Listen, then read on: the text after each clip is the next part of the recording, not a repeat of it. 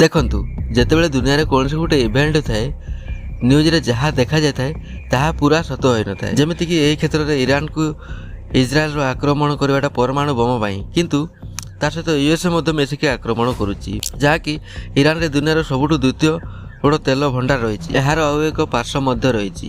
Iran ହେଉଛି middle Easter ସବୁଠୁ ବଡ଼ କଣ୍ଟ୍ରି, ଯାହାକି ଆଉ ଏକ ଭବିଷ୍ୟତର ସୁପର ପାୱାର ହେଇପାରେ। ତ ଆମେରିକା କେବେ ଚାହିଁବନି ତା ପାୱାର ସେୟାରିଂ କରିବାକୁ। ଆସନ୍ତୁ ଜାଣିବା କେମିତି ପୁରା ବିସ୍ତାର ଭାବରେ।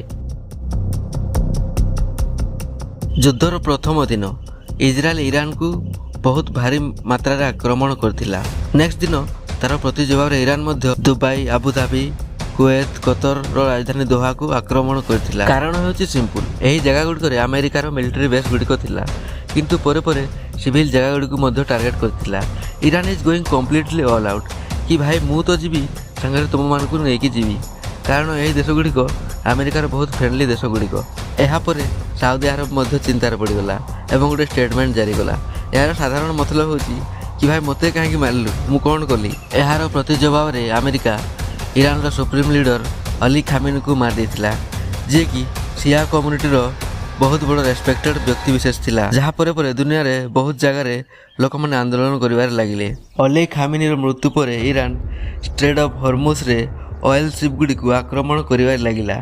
ତାହା ଯେକୌଣସି ଦେଶର ହେଇଥିଲେ ମଧ୍ୟ ଇରାନ ଷ୍ଟ୍ରେଟ୍ ଅଫ୍ ହର୍ମୁଜକୁ ସମ୍ପୂର୍ଣ୍ଣ ଭାବରେ ନିଜ କବ୍ଜାରେ ନେଇଗଲା ଏବଂ ବନ୍ଦ କରିଦେଲା। କାହିଁକିନା ଏଠାରେ ଦୁନିଆର 20% ତେଲ ଏହି ଜାଗା ଦେଇ ଯାଇଥାଏ। ଏହା କରିବା ଦ୍ୱାରା ସାରା ବିଶ୍ୱରେ ତେଲର ଦର ବଢ଼ିବାରେ ଲାଗିବ ଏବଂ ଗ୍ଲୋବାଲ ଇକୋନୋମି ସଙ୍କଟରେ ପଡ଼ିଯିବ। ଏହାପରେ ମଧ୍ୟ ଇରାନ ଅଟକି ନଥିଲା। ଇରାନ ଆମେରିକାର ANFPS ରାଡାରକୁ ଉଡ଼େଇ ଦେଇଥିଲା, ଯାହାର କଷ୍ଟ ଥିଲା 1 ବିଲିୟନ। ଏହା ମିଡିଲ ଇଷ୍ଟରେ ଆମେରିକାର ଆଖି ଆଉ କାନ ହେଇକି ଥିଲା। ଏହାର ପ୍ରତି ଜବାବରେ ଆମେରିକା ଇରାନର ଏକ ୱାରସିପକୁ ଭାରତ ମହାସାଗରରେ ଉଡ଼େଇ ଦେଇଥିଲା, ଗୋଟେ ଟର୍ପିଡୋ ମାଧ୍ୟମରେ, ବିନା କୌଣସି ୱାର୍ଣ୍ଣିଂ ଦେଇକି। ଦେଖନ୍ତୁ, ଏକଥାକୁ ନେଇ ଇରାନ ସରକାର ବହୁତ କ୍ରୋଧ, କାରଣ ଏହା ଗୋଟିଏ ଗେଷ୍ଟ ସିପ୍ ଥିଲା ଭାରତର। ଏଥିରେ କୌଣସି ଶସ୍ତ୍ର ଲୋଡେଡ୍ ନଥିଲା। ଏପରି ଆଟାକ୍ କରି କି ଆମେରିକା ନୂଆ ଏକ୍ଜାମ୍ପଲ୍ ସେଟ୍ କରିଛି ବୋଲି ଇରାନ କହିଥିଲା। ଏହି କଥାକୁ ନେଇକି ଭାରତ ଉପରେ ମଧ୍ୟ ବହୁତ ପ୍ରଶ୍ନ ଉଠିଥିଲା କି ଭାରତ ସୀମାରେ ଏହା ହେଲା, କିନ୍ତୁ ଭାରତ ଚୁପ୍ କାହିଁକି?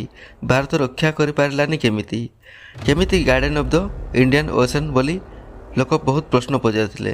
ଦେଖନ୍ତୁ, ଏପରି ପରିସ୍ଥିତିରେ କୌଣସି ଦେଶ ବି କିଛି କରିପାରିବ ନାହିଁ। ଯୁଦ୍ଧ କିଏ ଜିତିବ ତାହା ତ କେବଳ ସମୟ ହିଁ କହିପାରିବ, କାରଣ ଯୁଦ୍ଧକୁ ଲମ୍ବା କରିବାକୁ ଇରାନ ଚାହୁଁଛି। ଯୁଦ୍ଧ ଯେତେ ଲମ୍ବିବ ସେତିକି ୱାର୍ଲଡ ଇକୋନୋମିକୁ ସଙ୍କଟ ବିଲକୁଲ ବଢ଼ି ବଢ଼ି ଚାଲିବ।